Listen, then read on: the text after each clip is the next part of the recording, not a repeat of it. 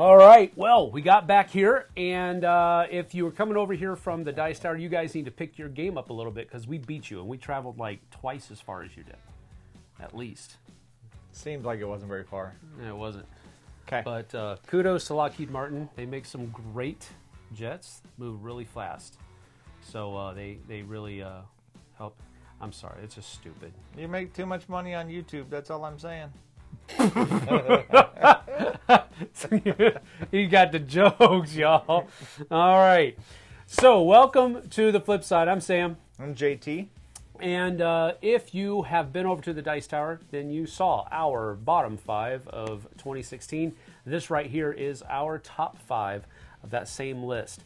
So numbers 5 to 1 from the year 2016 of these games. So if you didn't go watch that, we do have acute, acute meaning small, some acute factoids for you.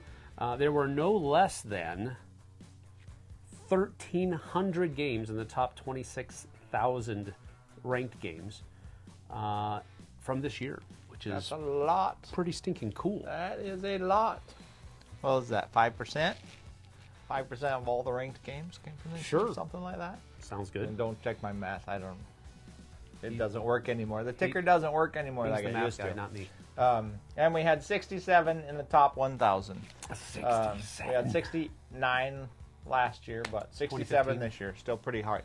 Yeah, 2015. And you said we had to keep it at, there has We to need be, 72 and a half, I think it is, to finish off 1,000.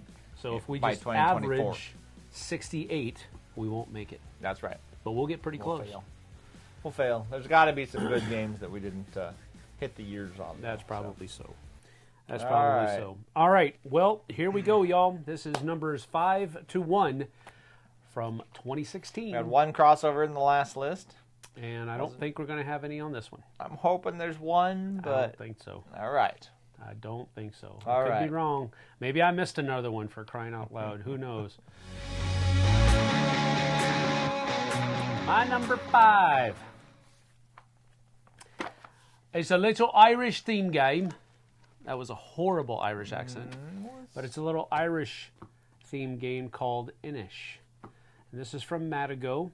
Number 5, huh? I thought this was going to be higher. 5. Well, again, there's a lot of fluctuation. You know, we were talking about this before. Before we started recording. Well, technically after we started recording, but before this I cut it. half. That if I had made, I was looking at the games that didn't make the list, the top 10. And if I had made this 5 or 6 years ago, a lot of those probably would be on the list. Yeah. And some of these that made it wouldn't be. But it's just the way that goes, right? There's so much fluctuation in circumstance, context, and what your gaming context is in that specific moment in time. Inish is one of those games, though, that I always enjoyed it for, first of all, the production quality. I loved how the board fit together. The board has a variable setup, and it's not just, square, square, square, square, or even puzzle piece interlocking here, puzzle piece interlocking here. There's like really jagged edges, and they all fit together on each of these different provinces that are on the board. And I always really liked that. I was initially concerned that those edges would fray and bend up and all that kind of stuff, but it hasn't happened. So maybe that's because I didn't really play it that much over so many years. Sure. But it still holds together pretty well. I love the card play in the game. I love the area control nature of it. I love the fact that the wind conditions are kind of out in the wind for everybody to see, and if somebody is going to win in the next round, everybody can kind of stop them from doing it. Perpetual problem that happens with those kinds of games, where if you can see that somebody's about to win and everybody can try to stop them before the end of the round, well, that just makes the game continue to go. And now, so you have to be astute enough to win the end of the game in such a way that nobody can stop you from doing it, and it takes longer. It kind of outstays its welcome sometimes. Yep. So they provided an expansion that kind of answered that problem, I guess you want to say. I don't think it's really a problem, but people just didn't like it that much. So I guess you could call it a problem with the game. Anyway, I really enjoy the game. It's a great theme, great aesthetic implementation of the theme. I like the mechanics as well. So that's my number 5, Inish from Manago. Very, very nice. My number 5 has tons of dice in it. It's a game called Role Player. This is another. There was a lot of OG games. There was a lot of beginning of the series this year, it seems. We have to go back and watch the other video to check that out. But that conversation out. But Role Player is a great game where you're just trying to roll your 6 stat abilities on basically a fake D&D character. You get an alignment card. You get a profession card or a class card. And you also get a background card, and all 3 of those cards are trying to get you to meet certain requirements to get points. At the same time, you're getting points for your skills based on where they are connected to your class, and you're collecting a bunch of equipment, and like an adventurer would do. There are 2 expansions to this one. The first expansion is the better of the 2. And it's the Monsters expansion, which comes out with a big bad at the end. You get to take your character and you get to fight the big bad, and everybody gets to do that. And if you can defeat the big bad, you get more points, which is really cool. The next expansion adds some stuff. It adds familiars, and it also adds I can't think of the name of them, little demons. They give you like a negative effect, but the familiars give you a positive effect, and they also have these cool 2-colored dice that are really cool. You don't really need that expansion. It does add, this is one that adds more stuff, more mechanics. If you really like the game, get that one too. But the Monsters one, the first expansion is really cool. But I love Role Player. I'll play it all the time. Didn't one of the re-implementations of this game make it to where you could take your character that you rolled up? Role Player Adventures, you can take your character and take it in there. That's the one I would want to play. You can have my copy when I'm done with it. You don't want it? No. It's not that good. It's a very it's fine. It's a weird dice mechanic in that game. Really? Yeah. Okay. It's feast or famine. Or it's famine for the first half of the campaign, and then you have, by the time you get to the second half of the camp, you have to have cards that give you stuff. First half you have a couple of cards, and it's really hard to do stuff sometimes. In the second half, you have a stack of cards that's that deep each, and it takes you half an hour to look through and find the one you want to manipulate that black dice. Maybe I don't want to. And it has a story and everything else that goes along with it. But mechanically, not my favorite. Not your favorite. Okay. But number 5, Role Player. OG. Neat game. All right, my number 4 is actually, I first really enjoyed this game when it had a different title. And that title is still on the boxes that I have.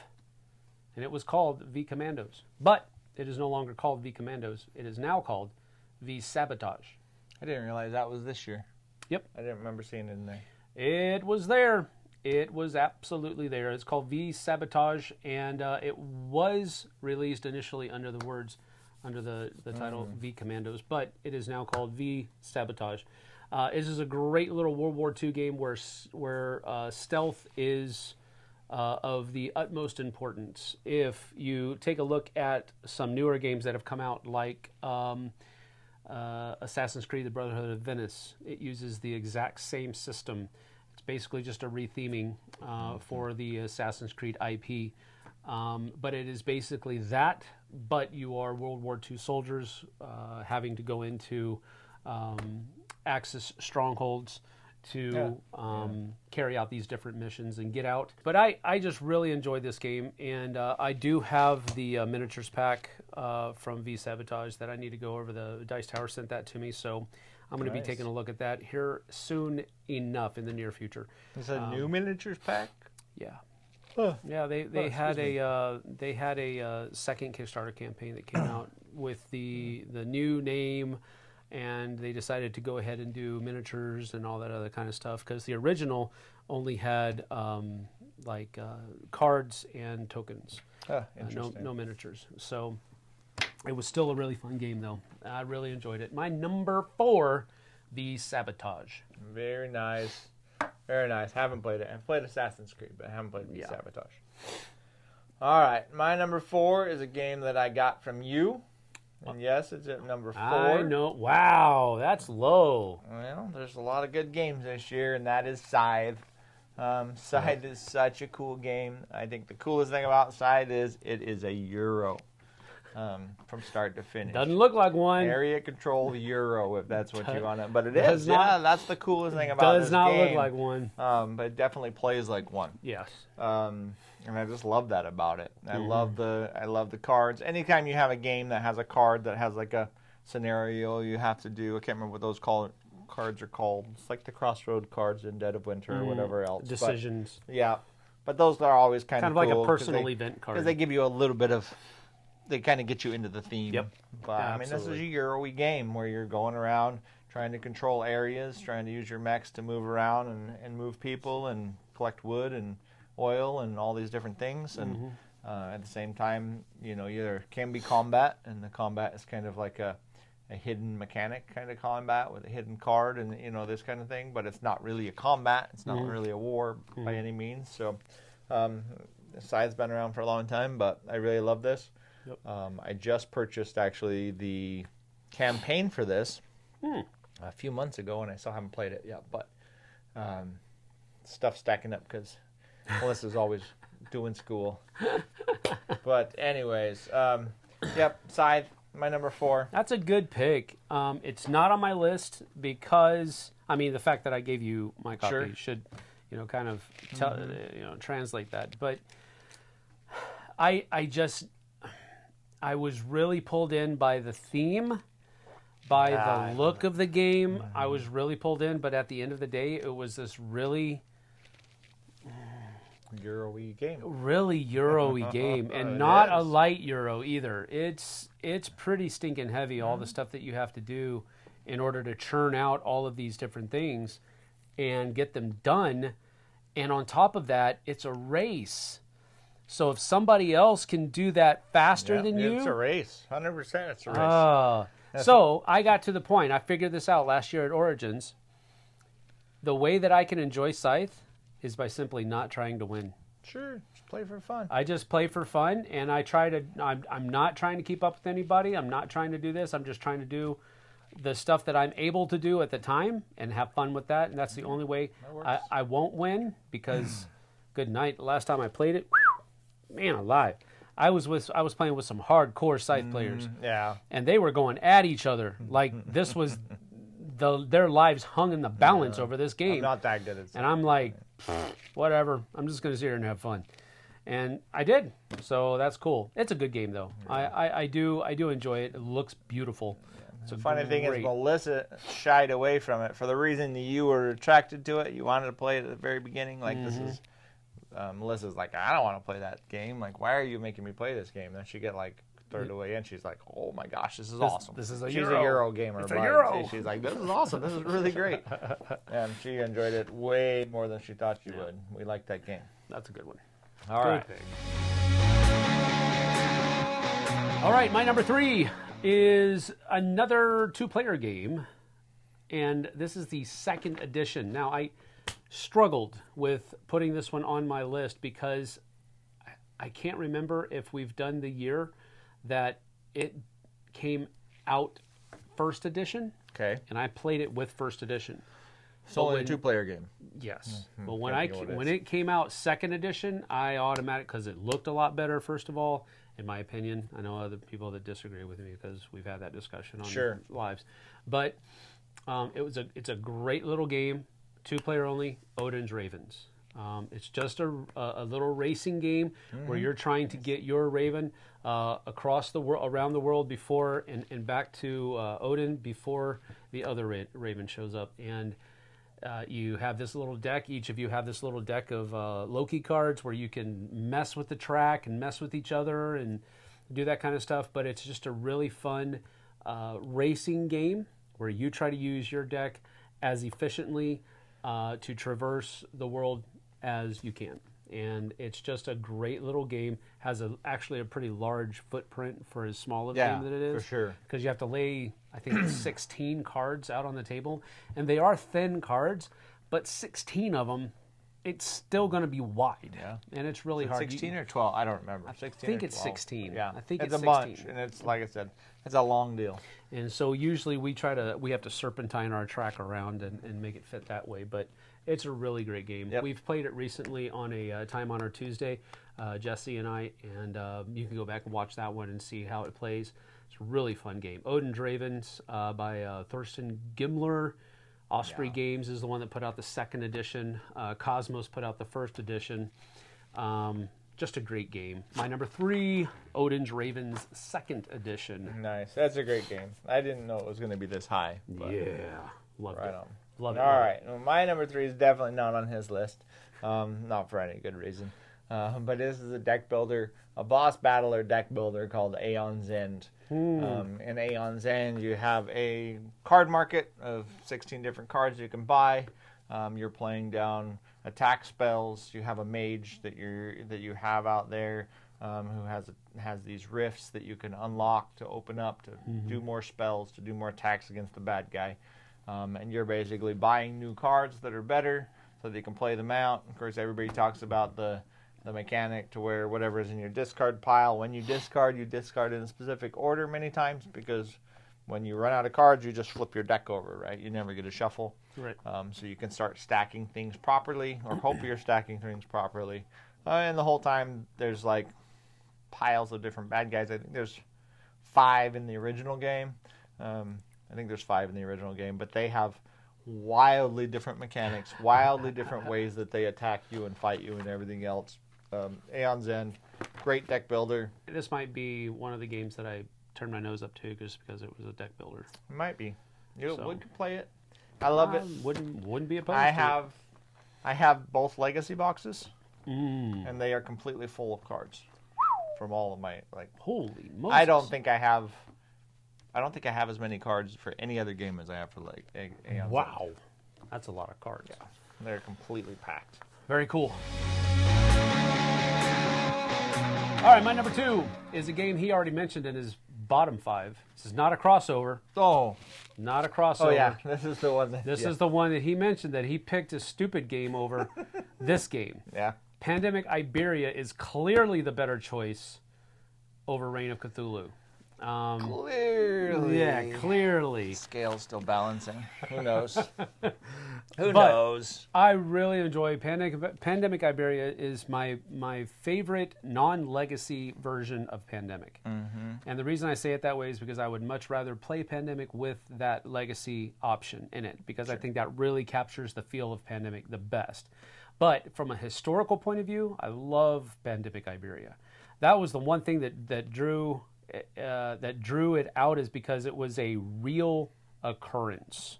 Sure. That whole thing that happened on the Iberian Peninsula, that actually happened. That was a real thing. And I like it when games teach you about something without history. Yeah, without actually feeling like they're teaching you about something. And that's exactly what Pandemic does. Pandemic Iberia. They first released this game with limited number of copies are going to be sold, and really, of Iberia. Yeah, and you can still find it anywhere. Nice.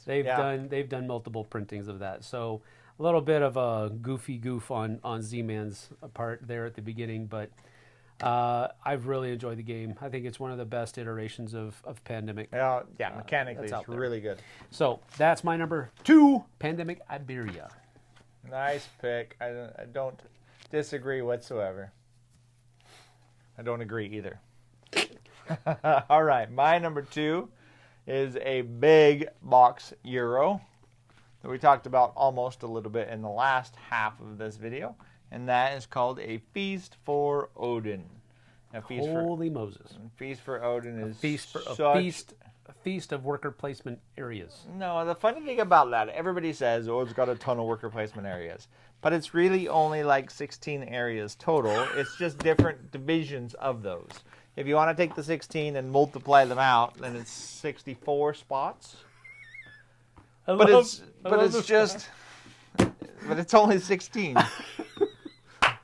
I love the fact you said There's only 16 different things that you can go do. Yeah, just at varying degrees. Okay, all right. But in this game, you're trying to collect food, you're trying to collect goods, you're trying to collect all these things. You have a board where you're putting these polyomino tiles on to cover up, to get bonuses, to get income, to cover up a whole bunch of negative points that if you don't cover up, you get hit with later. Yep.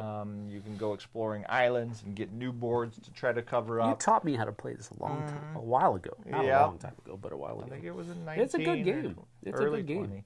Yeah, it's a really cool game. A lot of decision space.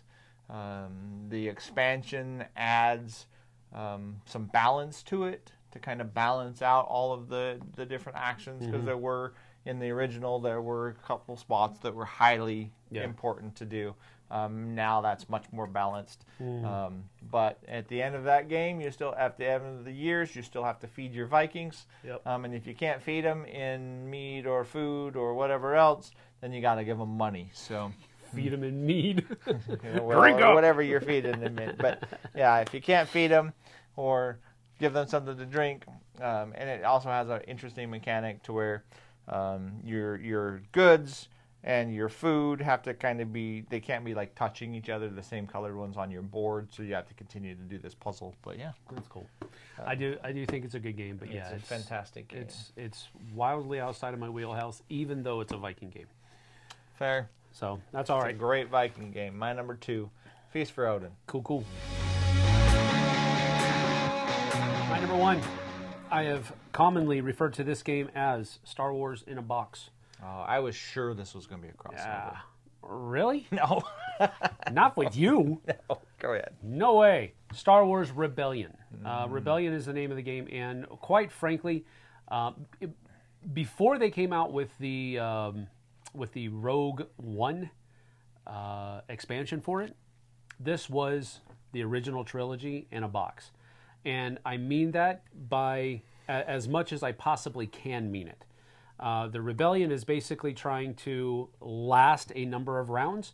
The Empire is trying to stomp out the Rebellion as viciously as possible. The Rebellion at some point probably has to actually move their base, just like they did in Empire Strikes Back. So it's just one of those things where everything congealed into one of the best Star Wars experiences that I've ever had playing a board game. And all your goal is to survive. That's like, how many board games have that kind of goal? You just want to survive. You got one poor little guy cut into a tauntaun over in the corner of the board over there. I win. That's probably true. But how you have to survive by taking the fight here, not taking the fight there, doing a little bit of shenanigans over here, because the Empire just keeps getting stronger and stronger and stronger, and you simply have to survive. Yep, 30,000 dead tauntauns. You got to find the one that the guy's in. There's Imperial soldiers looking everywhere. Exactly. All right. Fair. They're combing the desert. That's right. You guys found anything yet? Man, we ain't found. No. Anyway, all right. That's my number 1, Star Wars Rebellion. Star Wars in a box. Any guess on my number 1? No. Don't even try. I'm not gonna. My number 1 is Terraforming Mars. Terraforming Mars is fantastic freaking game. Fantastic. What an anticlimactic. I don't know if I would have choice for a number 1. No, yours was an anticlimactic choice. It wasn't. This is a dead tauntaun in the corner. Terraforming Mars, you're actually going as human beings, not some kind of fantasy people. I'm just kidding. To Mars, to terraform it. You're building forests and oceans and cities and